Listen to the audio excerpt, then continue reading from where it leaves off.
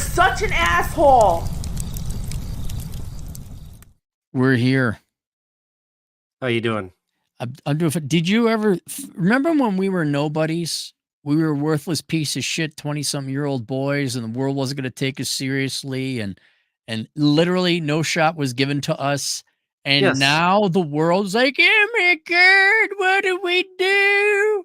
Oh my god, the boomers lying to us. What do we do now? Oh my god. It's so easy. Gen X, do you know how to change a tire? Yes, I do. You're a god.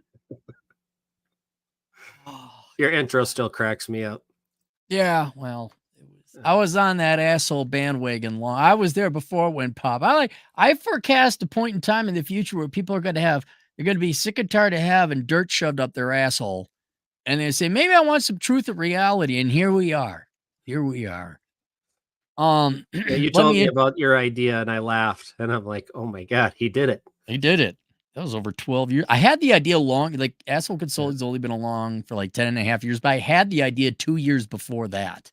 Yeah. I just never executed it, which is a cunning plan that finally worked. It was a cunning plan that finally worked. And now we get the girls. I gotta go to the question here. So, let me introduce you to my audience if people don't know you. Craig is a longtime friend of mine. What, quarter century about? All of that. Yeah, because I was in my 20s. I did 26 years I've known you. And Craig's my realtor, has been my realtor for the longest of times. And he has been through the housing crisis, still survived. He is more modernly a very successful real estate investor. It finally paid off. So he knows it. And a carpenter. Originally, you were a carpenter, like in high school? Yeah, I started in the trades building, then was a general contractor building houses, got licensed in real estate. How old were you? I was 18. 18, you were a licensed contractor, eh? I think I got a licensed contractor when I was 20. When you're 20. Okay. So you weren't living at home. You were a licensed contractor at 20. I bought my first house before I could drink. Do you remember when houses only cost $3.47, right? Because we had life on easy mode back then. Things were just that cars were a nickel, houses were $1.25, and a McMansion was $3.23, right? $3.23, supersized McMansion. Yep. Yeah, that's it. And all the girls had big boobs, and they all wanted to go out with us, right? They were asking us out, right? It was it was just so easy. That's the way I remember it. That's the way I remember it too. So I have a real estate question, and if you have a real estate question, kind of like with Chad, if you got an accounting question, I'd recommend going to Chad. And if you got a real estate question, which I can answer, Craig does have his own YouTube channel. It's Kamman, Kamman. I have it linked below, and I totally stole and lifted his thumbnail, the Gen X Real Estate Hour, which you host with another buddy of yours, right? Yeah. He and I go back a long ways, not quite as long as you and I, but yeah. Yeah. So if you want to tune into his channel, and you have, what are you at, like 100 videos now or 70 or something? You don't have just like 70. 3. No, it's like 70 some videos, and yeah. Yeah. And a lot of them are along the lines of how you can afford housing, even if you happen to be a Zoomer, how young people can get into real estate and other practical things. Yeah. All right. Yep. So, like I know a little bit about it all, but Craig is the guy you guys want to go talk to, or just listen to his podcast if you want to figure out how to get into real estate. Just basic, and then a little bit more, but things like financing, mortgage, and all that. So we have a question related in real estate. I'd figure you answer as well, because I have my opinions. Hi, Aaron. I listened to your recent video about how tradespeople suck and have 2 questions. 1, are there particular things you can do when building a house such that the house will not need as much maintenance later? This way, by thinking ahead, you do not need to hire tradespeople later. As an example, I have read that metal roofs cost a bit more up front, but are much easier to maintain over the life of the roof. Do you know of other things like this? You've built houses, so I got to imagine you could answer this much more competently than me. Yeah, no, he's spot on. So it's all in the design of the house. I've seen your place. You designed it well. So 1 level is easier to maintain than 2 if you got to work on components. And then the materials you select is a huge difference on maintenance. So metal roofs do last longer than asphalt roofs. You do want a pitched roof depending on what climate you're in. We're in the northern climate, so we need to shed a lot of rain, shed a lot of snow. So we want steeper pitched roofs. Oh, see, most people aren't going to understand that. Why is it important to have a steep enough pitched roof when there's snowfall? So the snow can slide off the roof and doesn't come Because to the house. Right. No, I'm saying, remember the TikTok videos of the girls like, oh my God, assembling IKEA furniture. Yes. It's so hard. All right. That's the time. I'm not insulting my audience. I'm just saying that's how lacking they've been instructed about home ownership and all that. They don't know that if you're in a snowy area, the weight of the snow can collapse a roof. So you need a pitched roof so the snow falls off. So, Correct. okay. So pitched roof. All right. Your audience is smarter than most, so I'll dumb it Yes, down so to go beyond your audience. Right. So the pitched roof, the steeper or the more snow you have in the climate, if you look at like the alpines and the Swiss chalets, they're like A-frames, right? Because they got to shed a ton of snow. So you get up around the Great Lakes, you get a lot of snowfall with a lot of moisture in the cold climate. Where we're at, where you're at, it's going to be super bitter cold. It's a siding material. You want a maintenance-free siding. Maintenance-free siding will be like stucco, will be brick, will be vinyl. You get into the woods, those need to be painted every few years, depending on your climate. So those are certainly huge materials to get. The vinyl windows, they're less expensive, maybe a little less energy efficient, but less maintenance. So the other thing you design is when you're stacking the house is you want all the utilities to come down one central shaft, right? So you don't want like a bathroom on one end, a bathroom on the other end. Then you got to run all the plumbing across and then down. So if you can stack the bathrooms and then have the kitchen nearby, you use a lot less plumbing. So simple design, thoughts like that, greatly reduce your cost and make the maintenance a lot easier. Because then if you have plumbing issues, you're not opening up walls. It's all accessible right in that one stack. What about like not building more house than you need? I mean, that's a huge thing. The less house there is, the less that can go wrong with it. I'm serious. I mean, you got a 3-story house, you got issues as opposed to a one-level house. Yeah. So if you look at the houses in the United States, right, you kind of come from a log cabin, pretty simple. You got one room, little house on the prairie kind of stuff.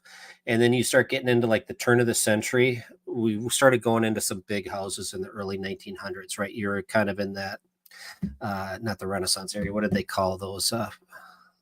The Gilded Age. Oh, right? 1850s. Yeah. Yeah. So you're in the Gilded Age where you're building these big 2-3 stories. That's when all the super wealth was being created with the Industrial Revolution.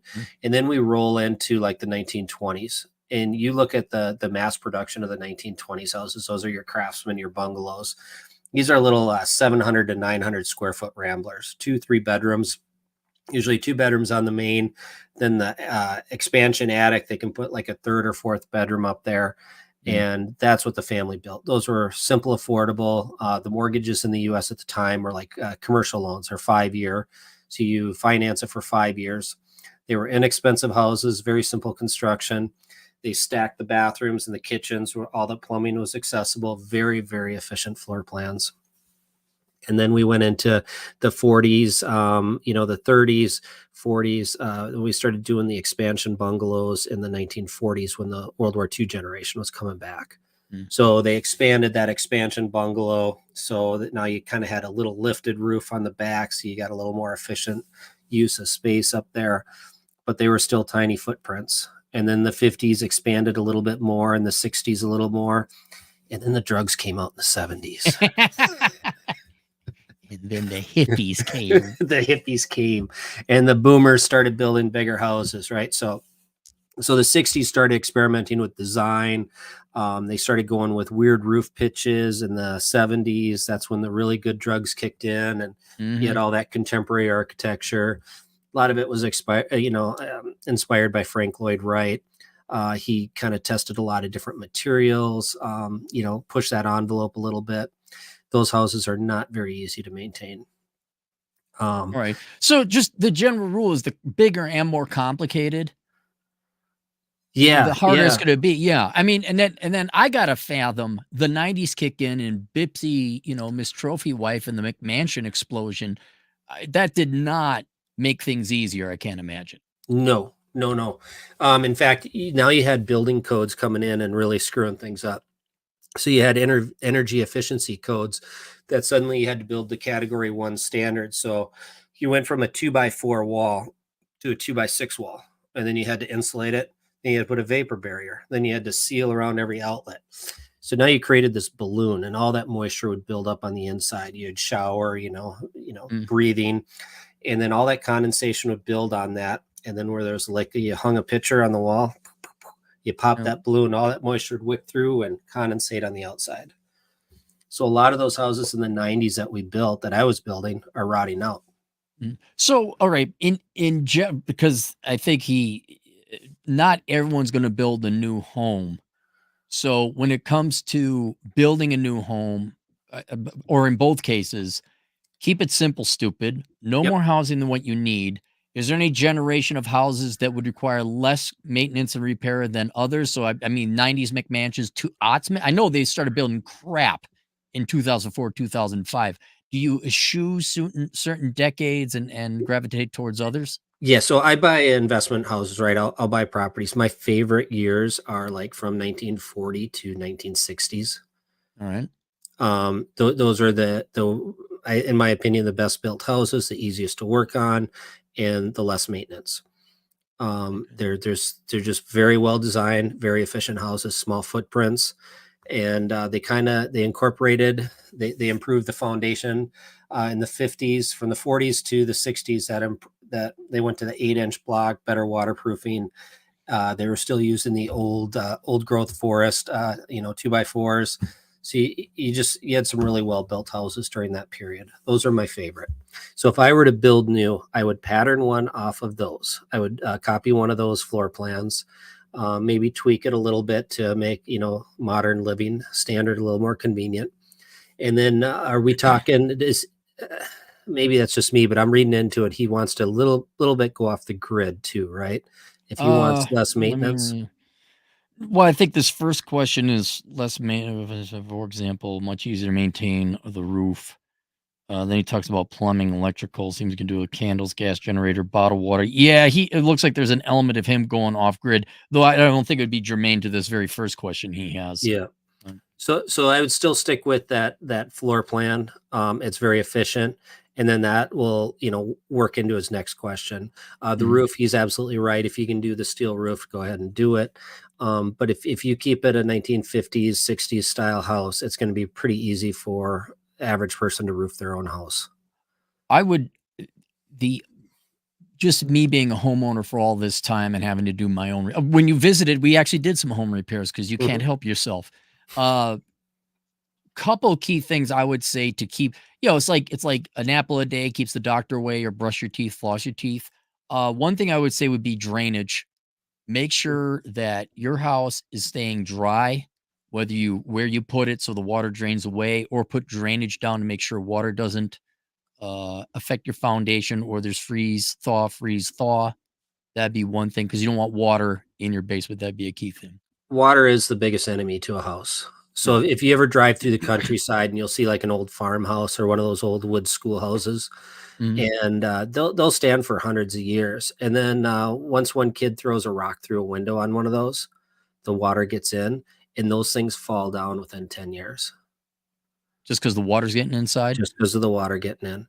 Okay. That's what ruins houses. So just keep them dry, and then always kind of look at the envelope. You got that roof. We talked about the steep roof to shed the water. Don't do a Mm. lot of penetrations in the roof, right? Yeah, you talk about the trades. I had a cable company said, okay, we're going to hook up the satellite dish or whatever it was.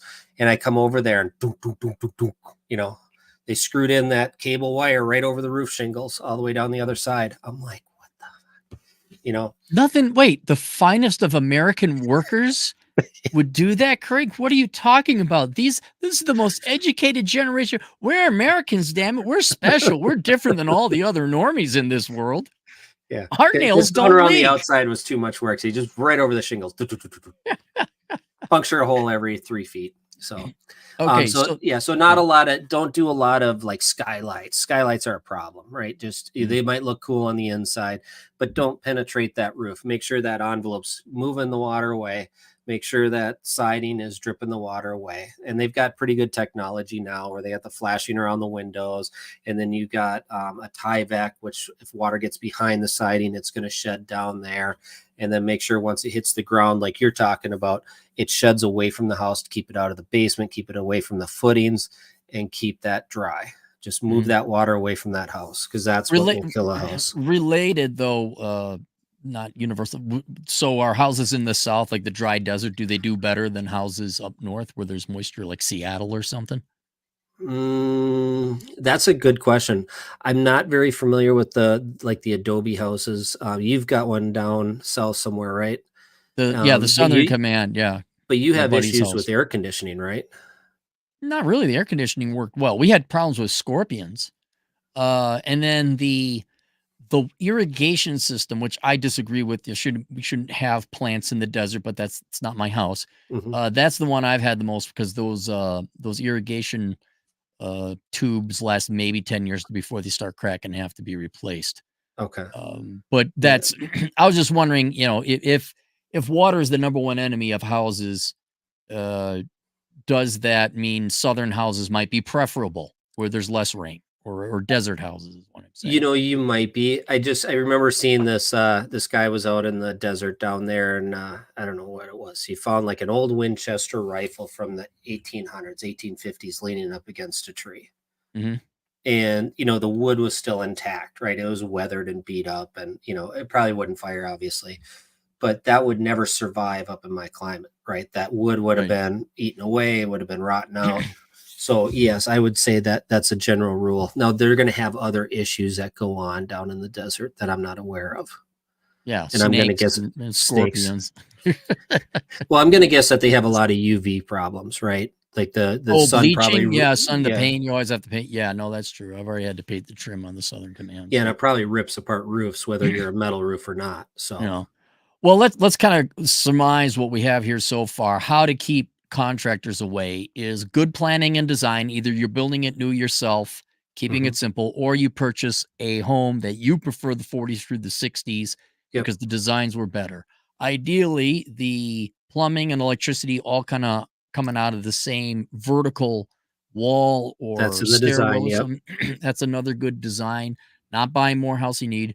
Materials, you could have a metal roof. You could have a decking made of plastic that lasts in theory 35 years as opposed to wood. Yep. Romex, that's replacing copper. Uh, Romex is copper. oh, So Romex has kind of a rubberized plastics conduit built onto it. So it's really easy and efficient to string. So that is the preferred method for wiring right now.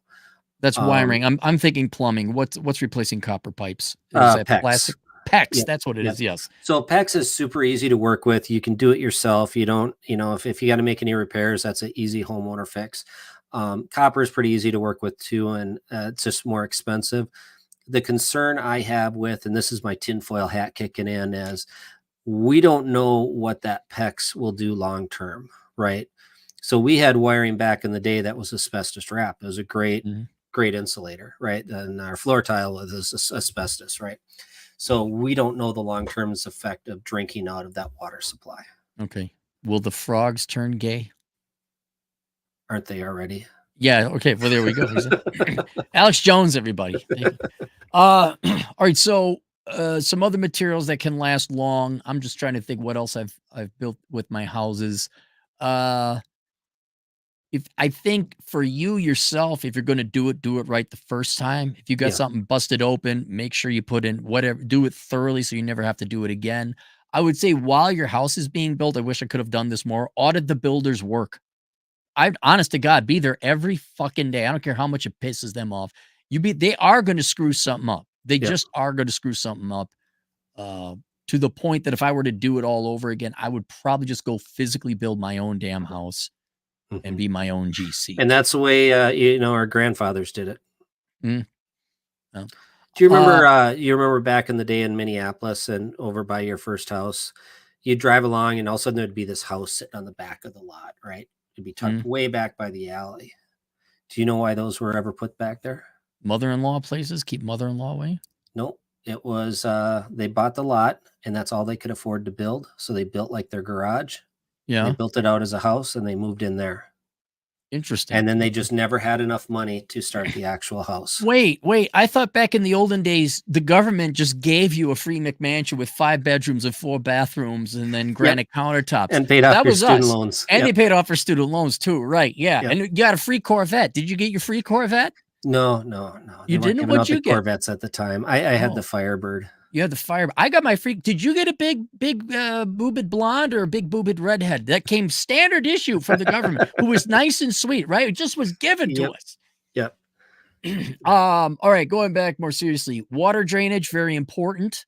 I would become very familiar with landscaping and making sure you have downspouts and everything going away from the house. And then let me ask you about this because it's constantly evolving. It's evolving more rapidly. Prefab homes. Yep. What's your opinion about that? These pre-manufactured, manufactured to spec, like blocks, things like that. I mean, the technology might be so new, we'll find out in 10 to 15 years, but you got a pro or a con opinion on these? Yeah, that's a huge array of houses. So let's just take your typical prefab home. So you're gonna have that basically framed up in a factory and trucked out to site, or they're gonna be panelized in sections of wall, framed in a factory, paneled out and lifted into place, and then assembled together on the site. You get a pretty good product that way. Some of these they're more like your mobile home. They come out in half sections and they nail them together.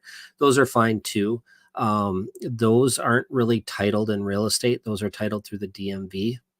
Now you can put it on a set of blocks, take the axle off, and then you remove the DMV title, and then you can have it titled to real estate. So those are decent housing solutions, and those are very viable solutions. They're experimenting with some other stuff like 3D printing, and a lot of people are doing the tiny homes and maybe taking an ocean container and trying to retrofit those. If you take the cost of an ocean container, so let's just say it's 10 by 40. Oh, here come your ocean container. All right. So you all know Craig is very pro ocean container. No, this is actually bashing it. No, I really love the ocean container that's set up to trap, the Roadrunner. That was my favorite one you sent. Right. Yeah. But anyhow, so you look at these, and I bought an ocean container, right? Because I'm thinking this is a great envelope. You truck it out to site, it's going to be about $2,500 delivered, 3,000 delivered. And it's about 400 square feet, and you're already at over the cost of framing, that kind of square footage. So there's zero cost savings on the framing right out of the gate. And then you have to retrofit and frame out on the inside, insulate it, run the wiring, and build it to code. It's more expensive than actually framing on site. Now you get into the 3D printing, and that's very in its infant stage on printing out, right? They're shooting little rows of concrete and building up these walls. And so, I think there's potential in that. But what it doesn't do is it doesn't provide the insulation. It doesn't provide the wiring, the plumbing, the windows. So all that stuff has to be built out. All they've done is they've framed it. And the framing isn't the expensive part. The expensive part are the kitchens, the bathrooms, the windows, the roofing, the foundation. So there's ways they're going to save money as they experiment with that technology, but it's just not there yet. I would say just in general, especially from my audience, because most people are younger, they're going to be single for the foreseeable future. You're not going to get married to have kids anytime soon. I think going with a smallest house as possible, even if you got to build it yourself or retrofit a tough shed, if it's possible with the zoning in your area, or an RV or mobile home or small house. The reason I'm leaning towards those is you almost have to view it like a more permanent tent, kind of like the old guys would build the garage house in the back, and that was enough to live in and sleep in for 10 years. If you just get some lodging, let's say you build yourself a mini home, all right, and it's basically just a 1-bedroom apartment that's on wheels. You put it up on blocks, you get plumbing and electricity ran out to it. Even if that thing goes to pot after 15 years, I think you got your use of it. You will have built up significant equity, depending on its cost. Are you buying the land then, and you're connecting Yeah, it I'm to the presuming city lot? you're buying the land and you have this temporary living dwelling. And Yep. also if it's yeah, go ahead. So the concept I agree with you on. The practicality is most cities are run by fashion police Karens that won't Yes. allow you to connect those to the city water and city sewer because, well, it's just not very pretty. Right. So that leaves kind of, you're going to leapfrog out to the exurbs, right? The smaller towns that surround that metro area, which I Mhm. think there's huge opportunity to do what you're talking about. But at the same time, those houses are pretty inexpensive out there. And I think this generation is a lot more mobile than we were. They have the Mhm. technology to telecommute. They have more freedom than we had. And that's really all you and I were after, was the freedom. Right. And these guys already have it built in. Mhm. So I think they got to think slightly different. Well, and that's what I'm saying is if you have less house, whether it's a tough shed or a cabin you built or something very small or one of these Yep. blocks, it's something small, there's less stuff for them to screw up. And I'd also imagine they're easier to fix on your own. And Hmm. if it is a temporary stopgap measure to perhaps more permanent housing, but I think something that's really small, I mean, just like working on a car, you work on it long enough, you know the ins and outs of it. I Yep. think a small one-bedroom cabin would be a lot easier to maintain than even buying perhaps a well-built 1965 Rambler home. Correct. I think I would start with buying, if you're going to leapfrog, just go into a small town and buy a 1920s house. You're going to probably Okay. buy those for a third of what you'd buy in the metro. And now you have everything already there, and it's going to be cheaper than buying the new products to build per square foot. You're going to buy more of a house, but I think you'll have more of a tangible asset down the road if you can afford it up front. So I'd look at both options, but I think you could buy something that it's already there. Now you just got to put the cosmetics back into it, recarpet it, repaint it. You're going to learn all the trades as you start fixing up this house, and you're going to build that sweat equity, and that path of development's going to run into you, and then you'll pick up that swing in the future. So also, and then I guess a final note on this is I've said this before in previous videos, guys, go buy a set of tools. And then you got YouTube and Hmm. try like the Dickens, whatever repair. So, okay, fine. You've contracted to proof your house as much as possible. You've done the landscaping, you've done this, you've done that. Things are still going to go. And the best way to contract proof your house is to make sure you don't need a contractor and you can do it yourself. Yep. So there's that. All right. Then And, two, he says, we've done that for generations in this country. It's that Mhm. farmer know-how, and the farmers always had to fix their stuff themselves. It was just, that's what you did. You had to keep that production going. Treat your house Farmers the same way. fix it. But I have a college degree, Craig. I have a degree in political journalism, but what? You Fix realize it that that whole thing is myself. flipped on its edge now. Oh, college degrees are a complete joke. Well, that's why I said now people want to pay us. Now all of a sudden we're in demand. Now that I want to retire, now my skills are valuable. Yeah. God. See, they don't remember because maybe a lot of these kids weren't around or they were kids back then. Dude, I remember the 90s and the aughts, like what maybe $12 an hour, you might be happy, Yeah. and and no one would give you the fucking time of day. No one. Nope. All right, two. You talk about how plumbing and electrical should not be done by yourself. Seems to me that it would be a good idea to have stuff at your house so that you can live off grid for a while. If those go out and you are waiting for a professional, like have candles, a gas generator, bottled water. Do you have any other ideas for ways you could set up your house ahead of time so you're not screwed if the plumber electrician cannot get to you soon? I have the immediate solution to it, but I'd like to hear your thoughts. Okay, this guy's speaking to me. So I've set up this place, right? So if the heat goes out, I can heat it. Power goes out, I'm going to be fine, right? So what you're talking about is backup lanterns, whatever. You got some additional sources of lighting, right? Internet, nothing you can do about that. Electricity, you could have a generator to keep your freezer running for a while, but if you're talking long term, that ain't going to work, right? Mm. But so yeah, there are things you can do on that. If you're going to be fixing, designing your house to begin with, I would incorporate some sort of heating plant. They sell like furnaces down, like attached to your forced air furnace where you can heat with wood, some sort of backup heat that you could heat. It's not out of the realm of possibility that, we lose the power grid to an EMP, like from a solar flare or something like that. So that's not crazy thinking. And you can't guard against losing electricity, but you can figure out how to be comfortable without electricity for a while. Now you went down that solar avenue. Yes. And everything I've read about solar, you put up a little money up front, but did you get tax credits? I mean, how did Yeah. you? Yep. You, Craig Cameron, gave me some of your tax dollars. For every two of my dollars, I'm Glad sorry, I could help. for every three of my dollars, you, Mr. Cameron, gave me one in return. So it only cost me $2. I want to thank you and all the You're welcome. taxpayers for subsidizing me to the tune of about 10 grand. It was very nice of all of you to do that for me. Yeah. Okay. Yeah. But that system seems to work for you.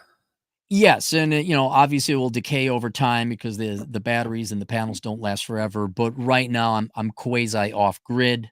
I will be putting in a water cistern system. I do have like a little water purification thing. Very common out here in South Dakota is you have propane tanks because you get propane and propane accessories. Your supplier is Hank Hill. So there's ways to do it, but my much more simpler way to solve your plumbing and electrical problems is to either become a plumber or electrician and then barter with your electrician or plumbing buddy who has the opposite skill that you have. That would, I know not everyone wants to become that, but if you're a young person and you're looking for something to do and make good money, I cannot recommend enough being a plumber or electrician, especially if you're interested in home ownership or kind of more your case where you use it as a means to accumulate wealth. You treat it as a business. No, those are great skills to have. HVAC, plumbing, electrician. Those are the real skilled trades. Carpenters have to know a lot more of a lot of different things if you're remodeling a house. But those specific trades get a high dollar for fixing, certain items. So those are good trades to get into. A lot of the basic stuff you can learn to do yourself on your house. They're going to want to pull permits on that stuff, and that's going to be, depending on what area you live in. So you have that as a kind of a safety backup. You can hurt yourself with gas and electric. So, yeah, be careful. And this is where I'd recommend, you become a licensed electrician or plumber, or they have, if you're just doing some basic repairs that you're not going to threaten your life or the compromise the integrity of the home. There are neighborhood. Yeah, or the whole neighborhood. Like gas, I would never fuck with gas. Like I'd be like, nope, get the gas company in here. We don't need a Wile E. Coyote moment.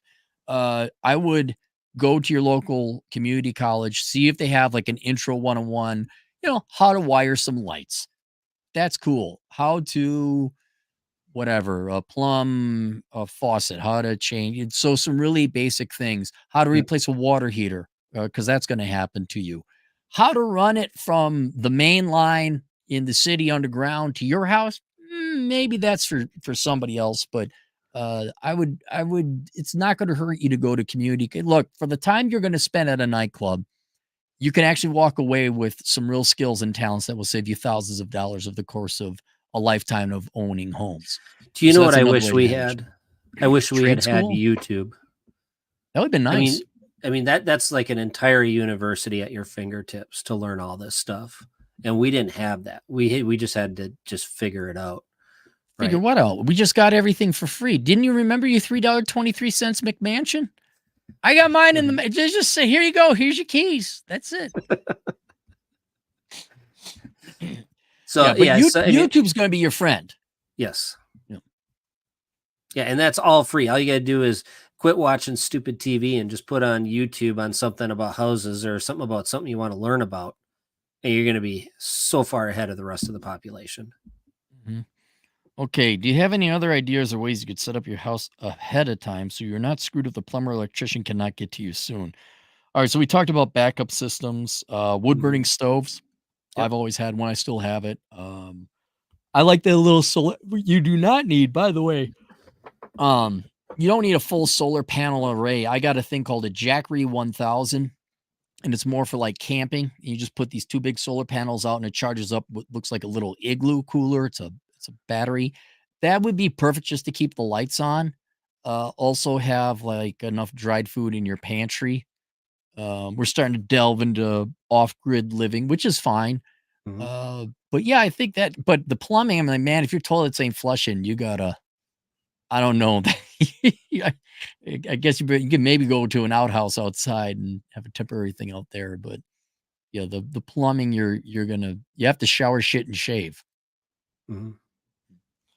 You Oh, need a source of water. You can dig a pit for an outhouse. Outhouse is pretty easy to build. They do want you to put like a little 5 gallon pail at the bottom with some holes drilled in just to create to slow down the seepage or waste going whatever. through. Yeah. Okay. So that's pretty easy to do if you need to do that in a short period of time. The water supply, you talked about a cistern. So back in the day, my grandfather did this, right? It was kind of it's suburbs now, but it was kind of rural at the time. Mm, He had the pitched roof, 1920s house, and it's still in the family today. And all the water would come off the roof, hit the gutters, go down the drain spout. The drain spout dropped off into a separate room in the basement that had tar in it, and it'd fill it up. It was like an mm. 8 by 8 room, and that was a cistern. So they use that for doing their laundry. They use that for all the Bathing and all. dishes and yep, Mm, everything but drinking. mm, And then they had a well for drinking water. yep. There you Um, go. yeah, so you can just with a rain barrel, you can go buy a stupid 5 gallon or a 55 gallon barrel and just collect rainwater coming off of the roof. And then if there is ever an emergency, you've got water to flush your toilet, you've got water to do your dishes, and it's soft water, because it's not hard water coming out of the well now. Mm, It's not drinkable. If you really in a pinch need to drink it, you can boil it and you'll probably be fine, right? Treat it with mm, a little bleach and boil it. okay. Do you remember Ryan Steva? No, the He name was rings a a tenant. bell. Yeah, he was a tenant of mine back in the Twin Cities in his Yeah, on the warehouse. second floor.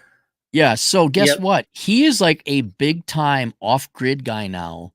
He's got his Nice. own YouTube channel, and I cannot recommend him enough. I actually ended up driving out towards his neck of the woods in the country and visited him, and he's got the legit system. He's got the chicken coop up on top of a hill. The water runs down, taking the chicken um, feces downstream and fertilizes the garden down below. He's got a spring on his property, and he is an ex he does rain system, he does everything. He was always incredibly handy, very incredibly handy. And so he's taken those skills and he's put them to work. There's a guy I would talk to if you want to learn about living off grid, and go watch his channel and as a supplement to Chad's. But I would say he's the foremost expert uh, in the field of making a off grid, almost fully I think he said he was like 75% self-sustaining, and that's pretty impressive where you don't have to worry about food, clothing, or shelter. Like 75% of your budget is taken care of by the grounds you live on. It's very impressive what he's done. Yeah, and we're only 1 or 2 generations away where we were living off grid. That was the normal. Mhm. So we're only 1 or 2 generations where we've become dependent on the whole grid system. So to Mm, go back to getting just the basic setup is not that difficult. If you mhm. follow like his channel, you get a long ways. I haven't seen his channel, but I'm gonna have to check that out. Yeah, go take you'd recognize and be like, "Oh, yeah, that's Ryan." So, yeah, Steve is Steva. Find him on YouTube. You'll find him there. So, all right, any other bits of advice for the client that we had?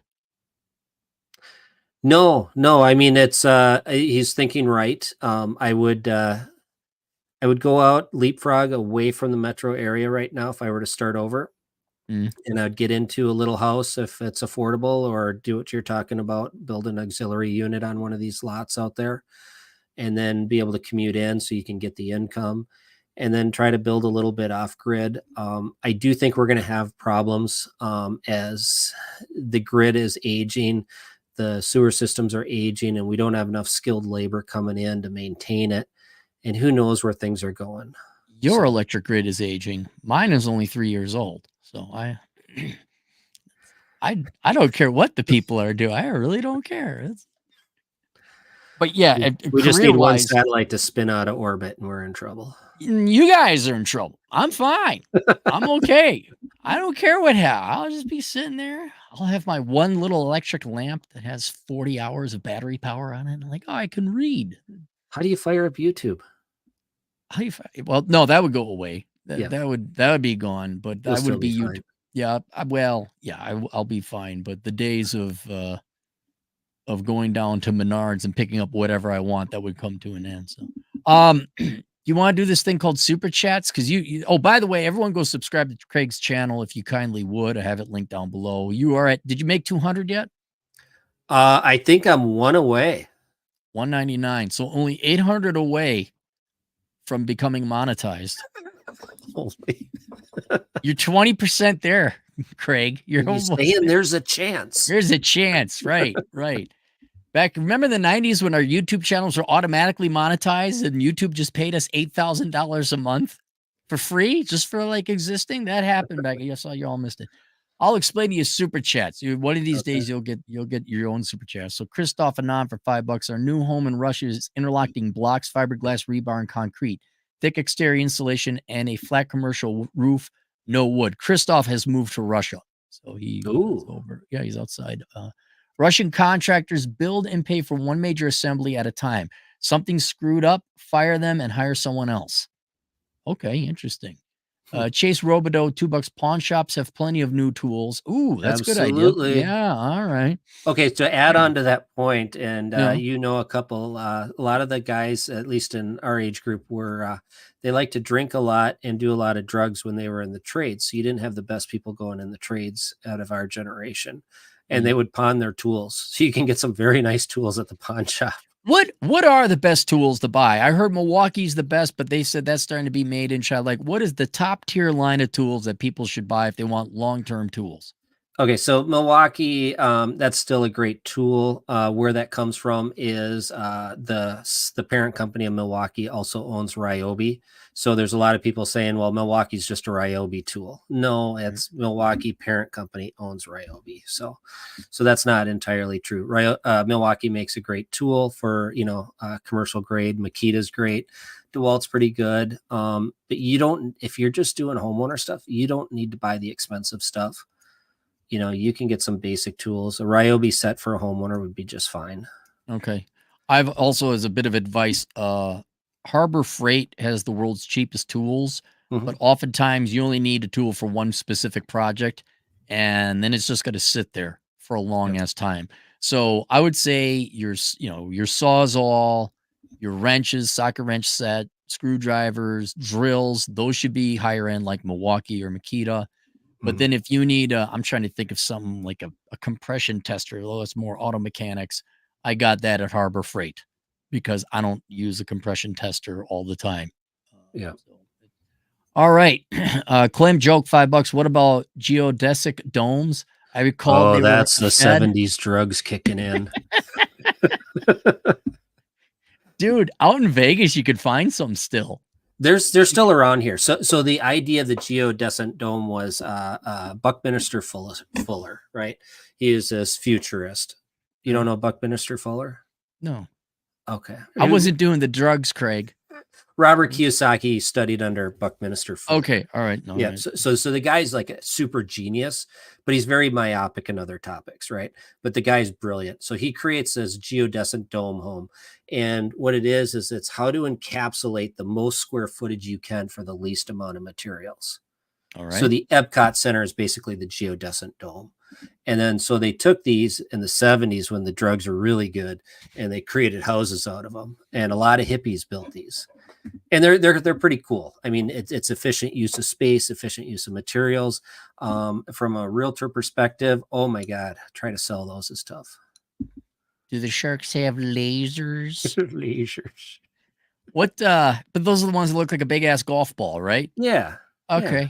All right. Yeah, I don't want to live in one of those. I mean, for a cabin, it'd be pretty cool. Yeah, I would buy one. But could you imagine trying to take a date back there and having her think you're not going to violate her? Like, hey, come back to my house. Look at this creepy freaking dome.